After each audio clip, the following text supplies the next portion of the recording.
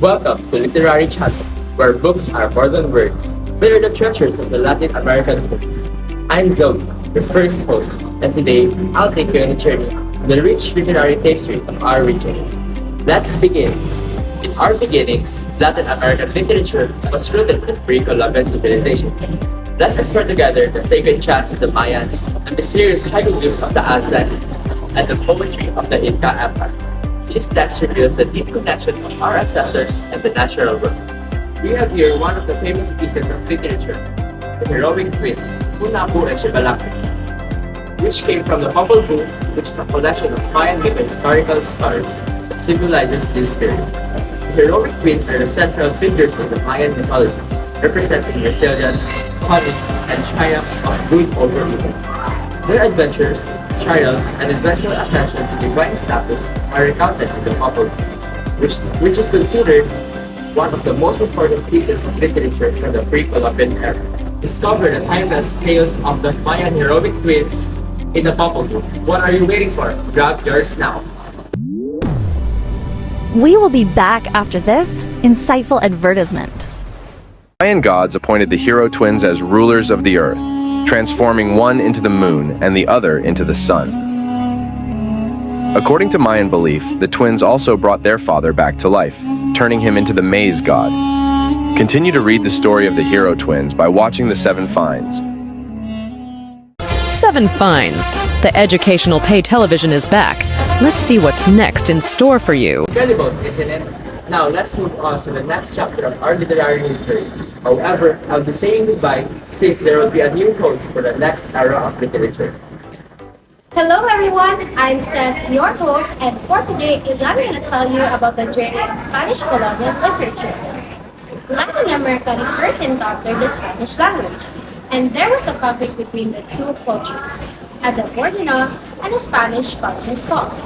And with the arrivals of conquistadors, a new era in Latin American literature began. Spanish using those literary compositions, diaries, letters, histories, and poems were regarded as a guide prevalent literary texts of this age. Also, various indigenous European writers wrote their experience about the events occurring. Spanish colonial literature also has a book, and this is El Primer Nueva Crónica y Buen Gobierno. There is still more to discover in our literary journey. Do you know that Don Felipe Gomez de Ayala is the one who composed El Primer Nueva Crónica y Buen Gobierno? And we know that it was also known as the first new chronicle and good government. And this was addressed to the Spanish king, Philip II and Philip III. One wrote about the Indian people before European settlers arrived during the region. By now, this book will let us learn about the Spanish colonial literature. We will be back after this insightful advertisement. Spanish colonial literature includes writings from the period when Spain controlled parts of the Americas, Asia, and Africa. During this era, Spain colonized a vast number of countries, significantly influencing their cultures and literatures. The literatures of these colonized countries often tell stories about the encounters between Spanish explorers and indigenous peoples. One example is the Philippines, a country severely impacted by Spanish colonization. Spanish colonial literature offers a valuable perspective on this period, helping us understand the experiences of both the colonizers and the colonized. 7Finds. The educational pay television is back. Let's see what's next in store for you. And if you want to know more about the Latin American literature, keep on watching. Good day everyone, I'm Francheska Retes, and I'll be talking about the European invasion to the Latin American region. So we know that with the independence of our nation came a cultural awakening that resonated in the literature. During the 19th century, fueled by the spirit of independence, writers found their way to write. And that is to create literary pieces that empower their people through awakening narratives that challenge their struggle. So despite the seriousness of the subject may seem, that is not entirely the case, as authors captivated the reader through the creation of a literary movement called or known as magical realism. However, we'll delve into more of that later on. Now, here we have the book called The Open Veins of Latin America, written by Eduardo Galeano. This book is a highly recommended piece for those who are interested in knowing what happened during the time the European countries invaded the Latin American region. It has even been hailed in the literary world as a significant piece.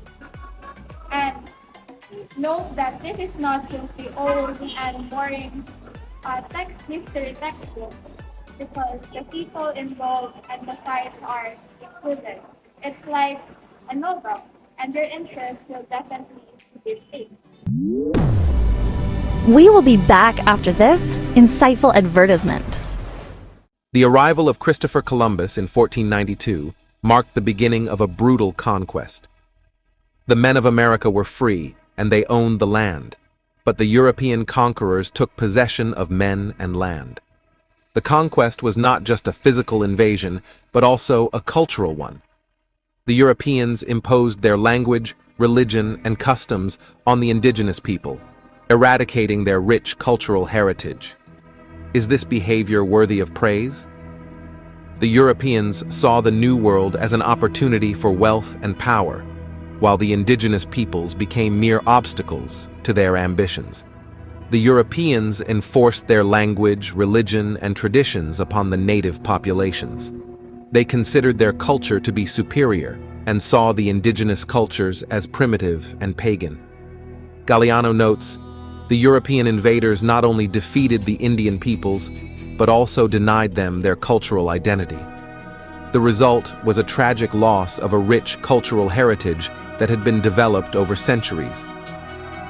Open Veins of Latin America, written by Eduardo Galeano, who doesn't shy away from discussing the lasting effects of social inequality or the economic dependency and political instability that have characterized Latin America's history.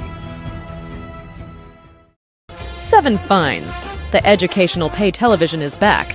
Let's see what's next in store for you. More information about the colonization of the European countries. European invaders introduced industrialization to the Latin American region. However, it messed with the way the people had been living for centuries. This period also saw a rise in social injustices, as the book mentions clearly, and the author heavily criticized the effects of colonialism.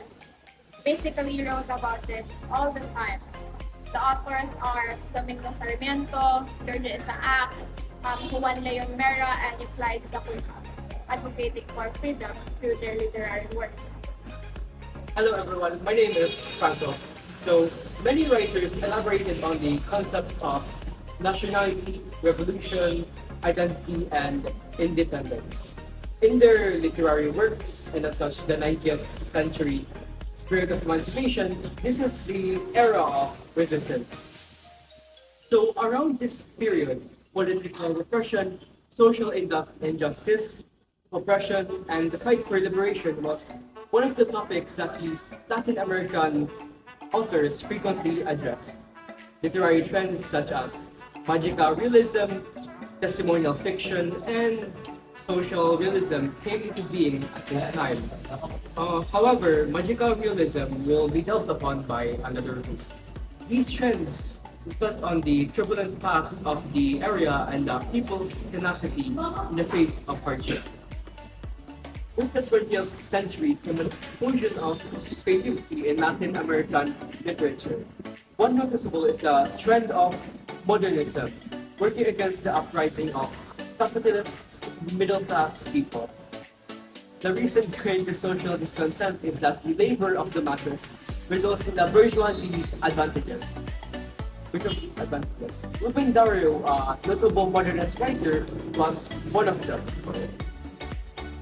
Here you can see the modernist movements in which the writers explored a variety of themes and subjects in their literary works, such as national identity, spirituality, sensuality and passion, mysticism, and more.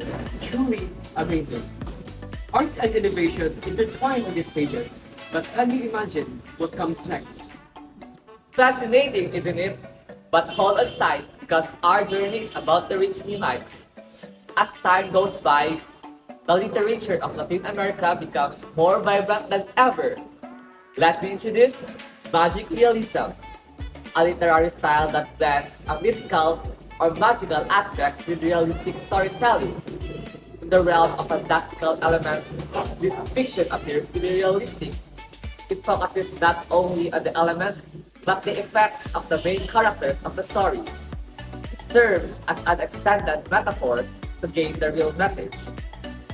Magic realism focuses less on fighting social critique, but more on explorations of the strangeness and incongruousness of existence. It makes the readers feel like they're in their own world, whose imagination is limitless. With a combination of imagination and reality, the authors can make complex and bizarre narratives. Now, here are some stories that reflect the realities of life while also incorporating magical elements. Here, we have the famous 100 Years of Solitude by Gabriel Garcia Marquez.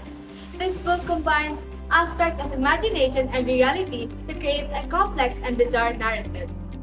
Step into the world of Macondo, a town shrouded with mystery and magic, where the Buendia family saga unfolds across generations.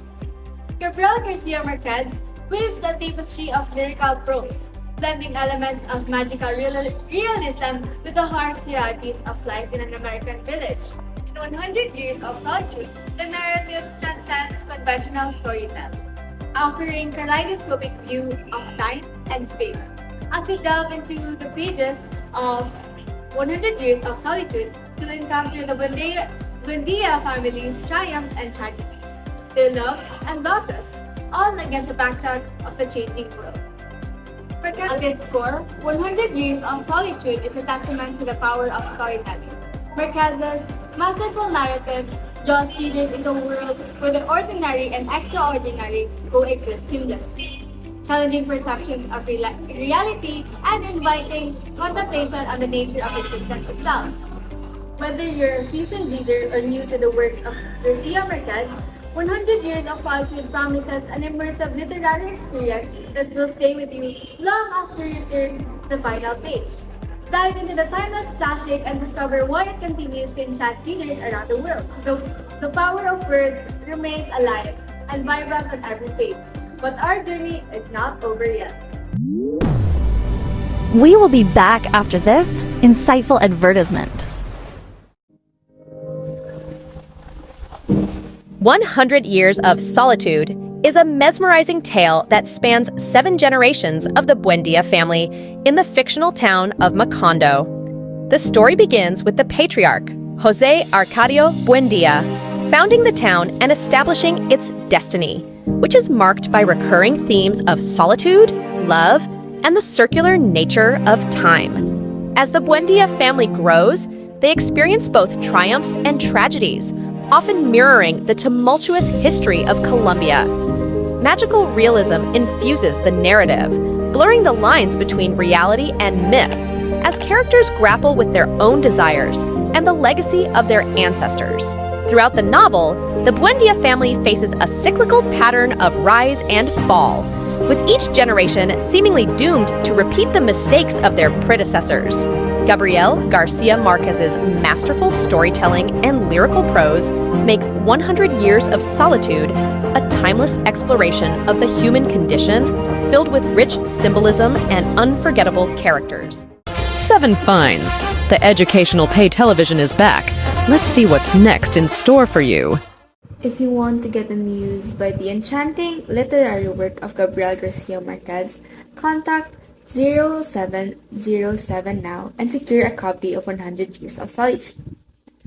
Dear viewers, it has been an honor to guide you through this journey of Latin American literature. From ancient myths to contemporary voices, each work connects with the identity and cultural heritage of the Latin America. I hope you have been inspired to explore these literary treasures by yourselves. Until our next journey on the literary channel. Goodbye! The author of the day is Gabriel José de la Concordia.